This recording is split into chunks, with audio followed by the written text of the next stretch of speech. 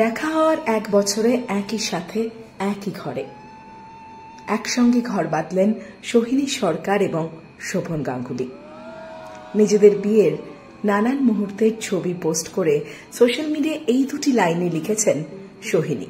তাদের বিয়ে নিয়ে নানান মানুষ নানান প্রশ্ন করলেও এতদিন চুপ ছিলেন দুজনে। অবশেষে নতুন সংসার শুরুর পরে এই সুখবর নিজেরাই জানালেন তারা। ভালোবাসার ঘর গড়ে তুলুন সোহিনী এবং শোভন।